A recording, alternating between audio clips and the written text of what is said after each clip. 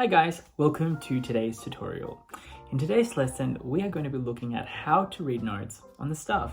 Specifically, we're going to be looking at the treble clef. Now there's many times where I've been given a piece of music and I haven't been able to read it.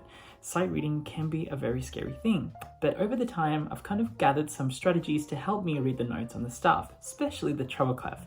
So grab your books, grab your coloring pencils, and let's get thinking. Okay, so now I'm going to introduce you to the musical alphabet. Now, we're going to start off with A, because A is the first letter of the alphabet. We've got A, B, C, D, E, F, G.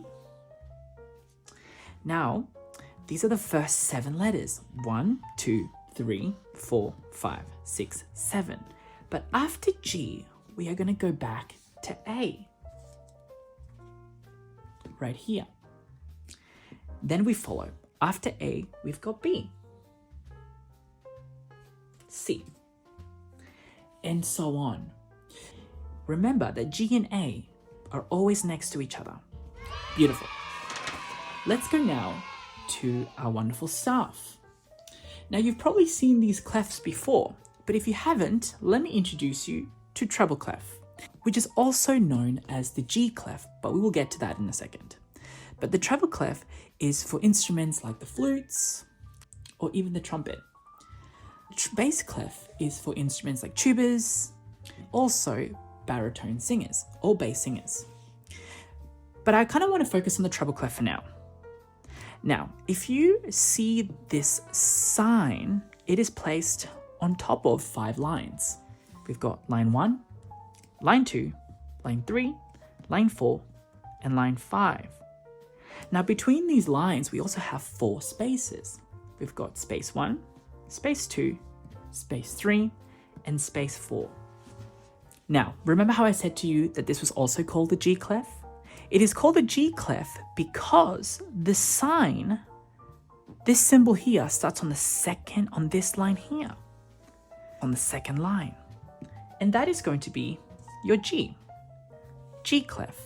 Congratulations, you know your first note. G clef. Now, did you remember our previous rule? G is right next to A. Remember? Once we start from A, we follow the musical alphabet. Let's move these over a little bit. A, B, C, D, E, and F. What comes before G? Now remember that G would have been here. Can you see the musical alphabet? A, B, C, D, E, F, G. But G is here because this is the G clef. But remember that we just follow the sequence, either going upwards or downwards. So then this line here would be F. And the note below it here would be E. Now have you noticed that it follows line, space, line?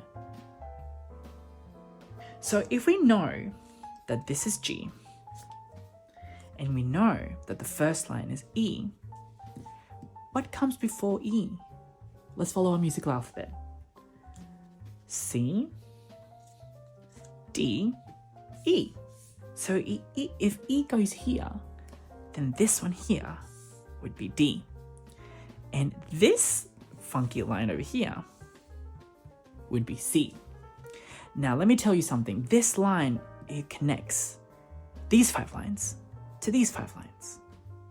But we will look at this at another time. Let's go again.